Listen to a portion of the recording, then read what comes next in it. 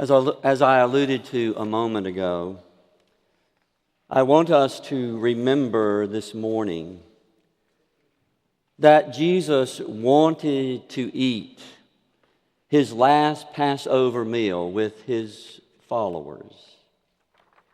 He arranged a place for them to gather together, a place we refer to as the upper room.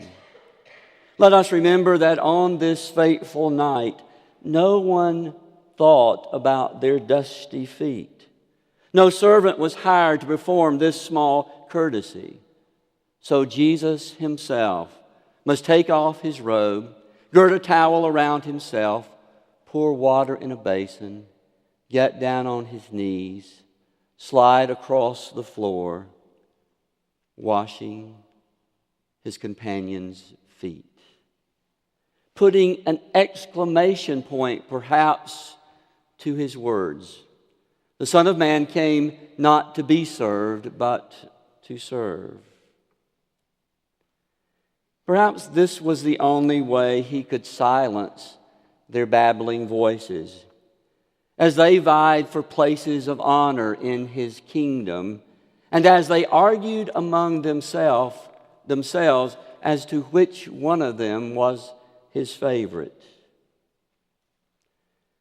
Personally, I am drawn to the things people say and do as they prepare to leave. I think a person's final words as they prepare to say goodbye to us are both significant and often quite revealing.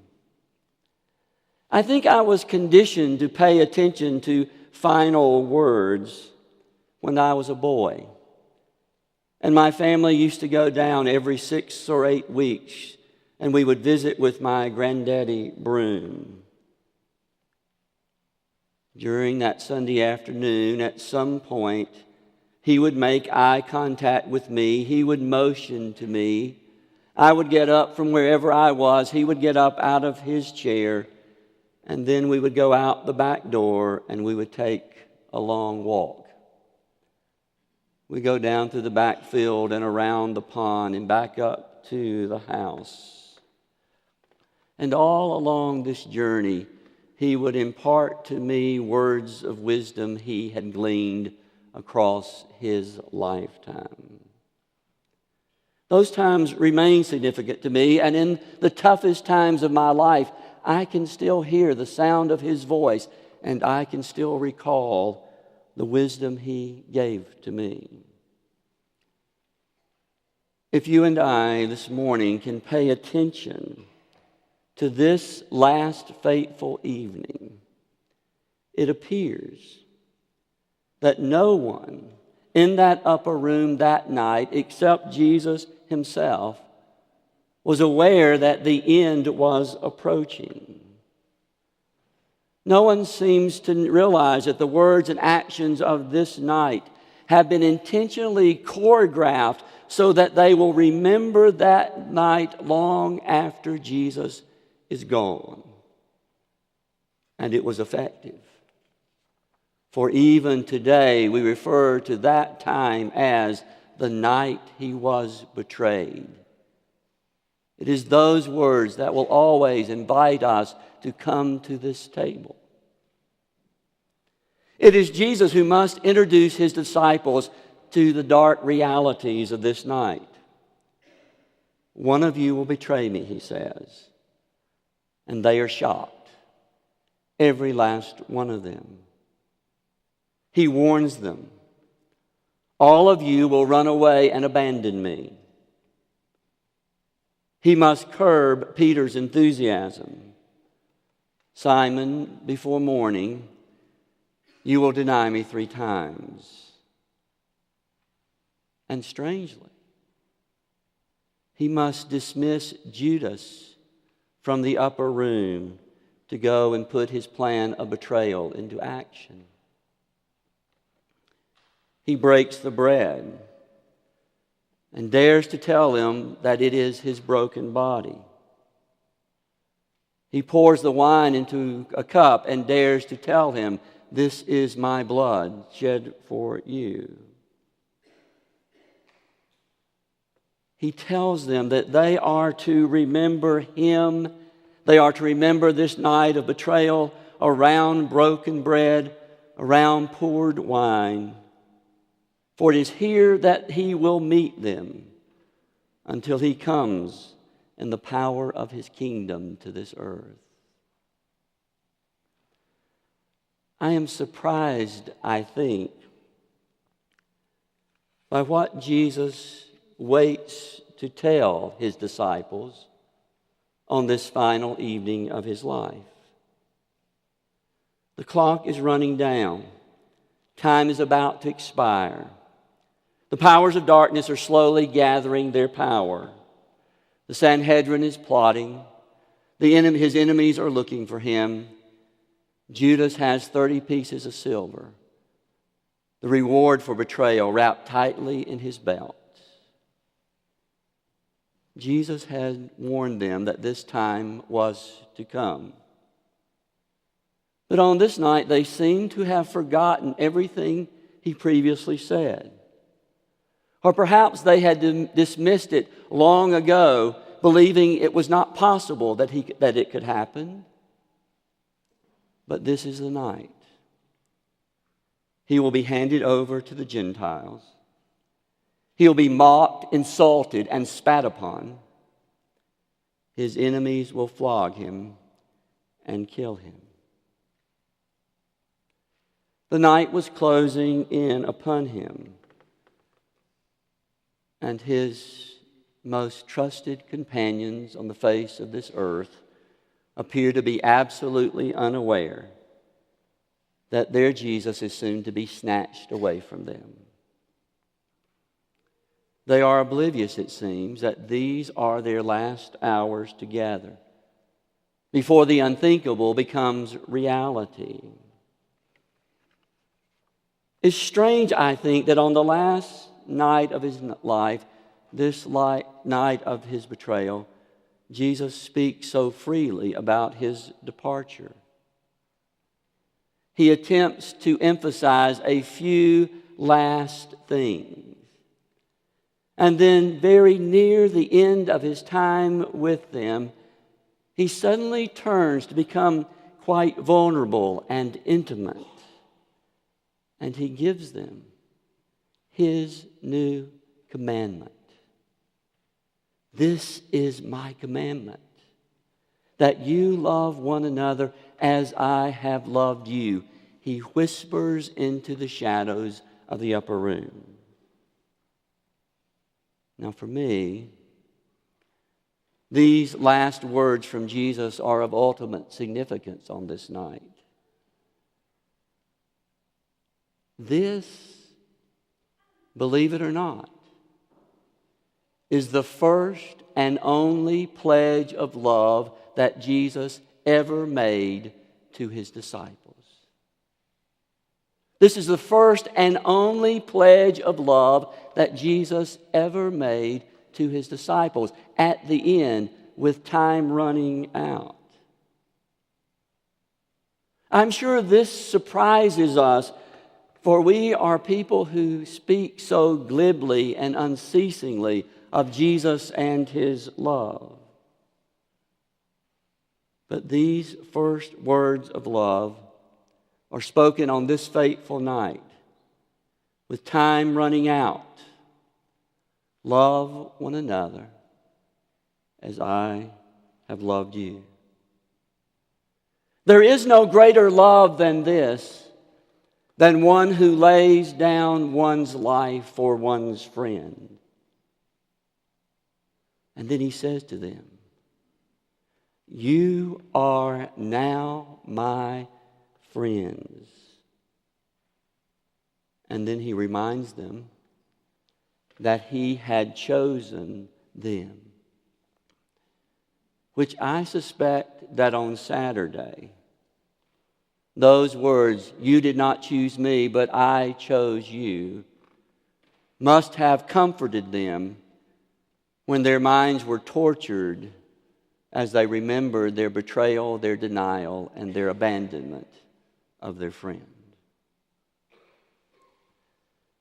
Finally, he reminds them that I have given you all of these commandments, all that I have said to you, so that you may be enabled and empowered to love one another. As I alluded to you earlier, I pay attention to what people say when they're about to leave to say goodbye.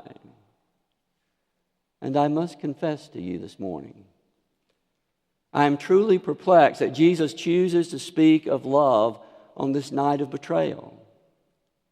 I am mystified that he waits until time is running out to tell them to love one another as he had loved them.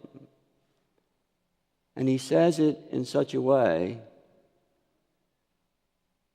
that he seems to indicate that there is no reason for him to elaborate on what it means to love one another in the way that he had loved them. It seems that he is making the assumption that having been with him and lived with him and walked with him, that they already knew what this love would look like when they began to engage each other in this way. And so it seems that the words of love never escaped them. Surely, apparently, never escaped the memory of the beloved disciple. Perhaps this is why, in the spirit of John, you heard Gina read these words from the sacred scriptures this morning. Love one another because God is love. Everyone who loves is born of God and knows God. Whoever does not love does not know God, for God is love. For God's love was revealed in this way. God sent his only Son into the world that we might live through him. This is the reality. Not that we loved God, but God loved us first. Beloved, since God has loved us so much, we also ought to love one another. No one has ever seen God. If we love one another, God lives in us, and his love is perfected in us. All these centuries later, these words, captured by the writer of the first letter of John, still poke at us. Everyone who loves is born of God and knows God. Whoever does not love does not know God, for God is love. How have we missed the centrality of these statements? Of being called to love one another and our loving of one another being indicators for us of whether or not we belong to the God who loves us. Now, I have no way of knowing what drew you here to this sanctuary this morning. I am not privileged to know your thoughts, your hopes, your dreams, your worries or your disappointments, your confusion or your perplexity. I don't know your agendas or your ambitions or the deepest yearnings of your hearts. I have no way of knowing what voices have been calling to you, whispering to you as this service has progressed. But if I take what Jesus had to say seriously on the last night of his life as time was running out, perhaps there are some words we do need to hear today above the sounds of the voices in our heads, above the yearnings of our hearts. Perhaps we need to hear and hear clearly that God is love. and that God is love is the ultimate reality. Bore the core to the core of all that is and has been and will be. And we discover at the center the pulsating love of God for all things. This loving God loves you and me, all of us, absolutely, unconditionally, and eternally. This love God has for us is fixed, unmovable. You and I are His beloved. We are drawn to Him only through the power of His love, a love revealed in Jesus, His Son, who promises to always meet us here in bread and cup at this table. And if we know anything about this love, if we have experienced this love in any of its forms, we are to love one another. It is the mystery of God's love that in loving God we are drawn to love one another. God lives in us, John seems to say in that letter, if and only when we love one another. And this love must be expressed not only in our words, but in our actions. So today, just in case you have forgotten somehow, remember, God is love, and God loves you. Or maybe you need to find a way to finally trust this love, because you've never found a way to trust anyone's love. But I encourage you to trust this love and remember that absolutely nothing has the power to separate you from this love of God. Remember God's love for us and let us allow it to inspire our love for one another. Remember this morning we come to this table together as brothers and sisters, or we don't come at all. If our hearts are yearning for something today, I suspect if you cored us down to the very depths of our soul, what we are yearning for most is the assurance of God's love for all of humanity and for ourselves. Some sign that God is love and God loves us. In a few moments, you will hold that sign and that assurance in your hands, in the broken bread and the cup. Jesus says to us all, "You are my friends. You are God's beloved sons and daughters, just as I am." Come to a table that expresses God's love for all and calls us to go in loving